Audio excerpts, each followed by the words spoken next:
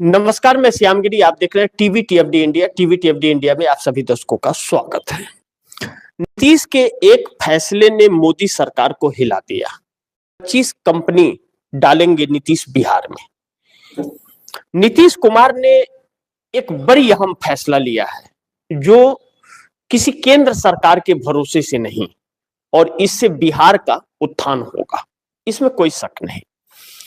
आने वाले वक्त में चंद्रबाबू नायडू भी ऐसा ही कुछ फैसला लेंगे, क्योंकि इस वक्त बिहार के अंदर जो प्रवासी मजदूरों का सबसे बड़ा एक जखीरा दूसरे राज्यों में काम करने जाता है, या बिहार के अंदर बेसिक जो छात्र हैं जो नौकरियों की उम्मीद करते हैं, बहुत ज्यादा तो नहीं, लेकिन नीतीश कुमार का एक प्रयास बहुत कुछ तस्वीर दिखा रहा है कि नीतीश कुमार बिहार में आने वाले 5 सालों में कुछ करने वाले हैं। पहला चीज कि नीतीश कुमार ने बिहार के अंदर जो महिलाओं को 10,000 रुपए दिए गए थे, 1,22,00,000 महिलाओं को, उनको बाकी के 1,90,000 यानी कि 2 लाख नीतीश कुमार उन्हें देंगे कारोबार करने के लिए। यानी कि आप कोई दुकान खोलो, कोई ऐसा चीज खोलो जिससे 1-2 आदमी को रख करके आप काम कराओ, तो 1,22,00,000 ऐसी महिलाएं हैं जिनको दे करके रोजगार के लिए पैसे दिए जाएंगे और सरकार नजर बनाएगी कि काम हो रहा है कि नहीं। दूसरी चीज कि जैसे दूसरे राज्यों में इंडस्ट्रियल हब होता है, तो MIDC होती है इंडस्ट्रियल का, कि वहां पर छोटी छोटी कंपनियां बहुत सारी रहती हैं, इंडस्ट्रियल हब उसको कहते हैं। ऐसे में नीतीश कुमार ने भी 13 एकड़ के अंदर एक इंडस्ट्रियल बनाने के लिए सोचा, जिस पर काम शुरू कर रहे हैं। अब उस 13 एकड़ के अंदर छोटी छोटी कारखाने बनेंगे, 25 कंपनी 13 एकड़ में लगेंगी, 25 उद्योग लगाए जाएंगे। यह लघु उद्योग के अंतर्गत आएगा, MSME के अंतर्गत। अब इन कंपनियों में लोगों को रोजगार मिलेंगे। एक एक कंपनी में अगर 10-10, 20-20 लोगों को काम मिला, तो सोचिए कि उससे कितने लोगों का, ऑटो वाले का, ड्राइवर का, मजदूर का, घर किराए का, बहुत सारे लोगों को राहत मिलेगी। इस समय यह बिल्कुल नहीं कहूंगा कि पूरे बिहार को राहत मिल जाएगी, लेकिन यह प्रयास आगे जाकर के बिहार को आगे ले जाएगा, और रोजगार जो बहुत भारी मात्रा में कमी है बिहार के अंदर, और जो प्रवासी होते हैं, उसमें कटौती जरूर आएगी इस प्रयास से। इस बात से इंकार नहीं कर सकते। यह सब चीजें नीतीश कुमार ने तब शुरू की है जब नरेंद्र मोदी से सारी उम्मीदें टूट गई हैं बजट में। नरेंद्र मोदी ने बजट में ठेंगा दिखा दिया जब नीतीश कुमार को, तब। लेकिन जो नीतीश कुमार ने 4 बड़े उद्योग मांगे थे बिहार के लिए बजट में, वह सोच कुछ और थी। उस सोच के साथ ही यह सोच था, बजट आने के पहले यह सारी व्यवस्थाएं नीतीश ने कर दी थी, लेकिन नरेंद्र मोदी ने इस बजट में ठेंगा दिखा दिया बिहार को। बिहार को नहीं मिलेगा, हाई स्पीड ट्रेन मिलेगी। कौन जाएगा? लोकल में नहीं जा रहे हैं लोग, उसमें कौन जाएगा? लोकल में स्लीपर में और 3rd AC में नहीं मिल रहा है, लोगों को सुविधा नहीं मिल रही है। हाई स्पीड में कौन जाएगा? उसके पैसे नहीं है लोगों के पास, तो वह बकवास है। और होगा भी कि नहीं होगा, इसका इस सरकार पर क्या भरोसा करे। और कुछ नहीं मिला। क्या मिला? पटना में शिप बनेगा, पटना में शिप रिपेयर होगा, तो उसमें क्या होगा? किसको काम मिलेगा? उद्योगपति को मिलेगा। शिप कौन बनाता है? शिप क्या एक छोटे मोटे ठेकेदार बनाता है क्या? बिहार का ठेकेदार बनाएगा? नहीं, वह बड़े बड़े लोग आएंगे। तो चूंकि गंगा है वहां पर, समुद्र में जाकर के वह मिलती है, तो वहां पर उसका छोर है, तो वहां पर बनेगा। तो उसमें कौन सी बड़ी बात है? लेकिन वह भी बनेगा कि नहीं बनेगा, उसकी गारंटी नहीं है, क्योंकि सरकार के पास पैसे है नहीं।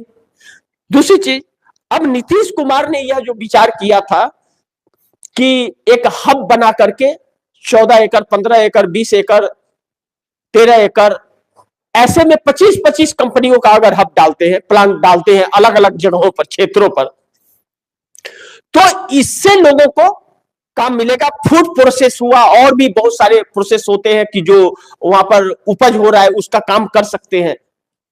तो ऐसे में यह एक अच्छी सोच नीतीश कुमार की निकल करके आई है। जो यह सोच रखा था उन्होंने, इस पर काम शुरू कर दिया था, लेकिन नरेंद्र मोदी ने पानी फेर दिया। तो अब बिहार के बजट से इस पर काम करेंगे नीतीश, और ऐसे कई सारे जिलों में यह प्रोजेक्ट लगेगा। तो यानी कि नीतीश कुमार राज्य सरकार के स्तर पर यह चीज की है। अब दूसरी तरफ जीतन राम मांझी जो है वह एमएसएमई मंत्री हैं, लघु उद्योग मंत्री हैं, वह एमएसएमई सरकार की भाषा में कहते हैं। उनके का जो बजट है तकरीबन 50,000 करोड़ का बजट है। तो 50,000 करोड़ का बजट है अगर जीतन राम मांझी का, तो वह पूरे देश में वितरित करना है। तो बिहार को क्या, अभी तक तो बिहार को कुछ नहीं दिया उसमें, उन्होंने एक भी कोई नहीं खोलवाया। तो अब ऐसे में जीतन राम मांझी के ऊपर भी प्रेशर पड़ेगा नीतीश कुमार का कि आप अपने मंत्रालय से दीजिए। और अब नीतीश कुमार उन सांसदों को जिनको सांसद निधि मिलती है अपने अपने क्षेत्रों में काम करने के लिए, उनके ऊपर भी नजर रखेंगे कि वो क्या कर रहे हैं। तो इस तरह नीतीश कुमार बिहार को थोड़ी सी आगे ले जाने की कोशिश कर रहे हैं। लेकिन 25 कंपनियां डालने का फैसला करके नीतीश कुमार ने मोदी सरकार को तो हिला दिया कि हम तुम्हारे मोहताज नहीं, हमारे पास इतना दिमाग है कि हम अपने बिहार को कैसे बचाएंगे और हम उस काम को अब करेंगे। जबकि अमित शाह ने कहा था कि बिहार में तो कंपनी आ ही नहीं सकती। अब नीतीश ने बिहार को जो दिया है सौगात, यह 25 कंपनियों का, यह कौशल विकास में प्रशिक्षण भी लोगों को करने पड़ेंगे नौकरी पाने के लिए। इसमें कौशल विकास के प्रशिक्षण के सर्टिफिकेट पर ही नौकरी मिलेगी। तो इससे भी लोगों को ज्ञान होगा, सरकार को भी मालूम रहेगा कि कितने लोगों को नौकरियां दिया गया और किसे भेजी है। और कंपनी जो है वह न रखे, एक को रख करके 10 बताए, ऐसा भी नहीं हो पाएगा। तो यहां पर यह कम्युनिकेशन भी रखा है नीतीश कुमार ने। अब यह माना जा रहा है इस कदम के बाद, नीतीश कुमार के कदम के बाद, कि नीतीश युवाओं को नौकरी अब देने के लिए सीरियस मूड में आ गए हैं बिहार के अंदर। तो नीतीश ने बिहार को सौगात में 25 कंपनियां दी। लेकिन विशेष राज्य का दर्जा का मांग हुआ था नीतीश कुमार को, इस सरकार ने नहीं दिया। 4 उद्योग बड़े, वह भी नहीं दिया, यानी कि कुछ भी नहीं दिया। तो नीतीश कुमार को इस सरकार से कोई मतलब नहीं है। यानी कि जो समर्थन दे रहे हैं उसके बारे में अब विचार करेंगे कि आपको समर्थन देके क्या फायदा जब आप कुछ दोगे नहीं, तो आपको हम समर्थन क्यों दे, यह सवाल आ गया। दूसरी तरफ चंद्रबाबू नायडू, उनको भी कुछ नहीं मिला, वह भी इस सरकार से खपा हो गए कि हम आपको समर्थन क्यों दे। और मोदी सरकार की वजह से चंद्रबाबू नायडू का बंटाधार हो गया। अब चूंकि चंद्रबाबू नायडू का दिया हुआ अल्टीमेटम कंप्लीट हो गया और बिहार को जो मांगा गया था बजट में वह मिला नहीं, तो बिहार भी अब अभी तक चुप है और आंध्र प्रदेश भी अभी तक चुप है। यानी कि नीतीश और नायडू दोनों चुप है। अब आज से बजट होगा विधानसभा में, राज्यों में, कल बजट पेश होगा। आज राज्यपाल का संबोधन होगा, उसके बाद बजट पेश होगा। तो बिहार में वित्त मंत्रालय इस बार है जेडीयू के पास, नीतीश कुमार के पास। अब नीतीश कुमार की पार्टी जेडीयू बजट पेश करेगी, तो नीतीश कुमार की पार्टी जेडीयू पेश करेगी, तो इस पर अभी विपक्ष के तरफ से भी कोई टिप्पणी नहीं हुआ है। लेकिन केंद्र से राज्य को कुछ नहीं मिला, यह हर कोई जान गया है। तो अब जो भी नीतीश करेंगे वह बिहार के पैसे और बजट पर ही करेंगे, आय पर ही करेंगे। तो जो भी नीतीश करेंगे वह प्लस उनके लिए माना जाएगा कि केंद्र सरकार के ठेंगा दिखाने के बाद भी नीतीश कुमार ने इतनी हिम्मत दिखाई कि रोजगार के लिए सोचा युवाओं का। यह बहुत बड़ी बात है।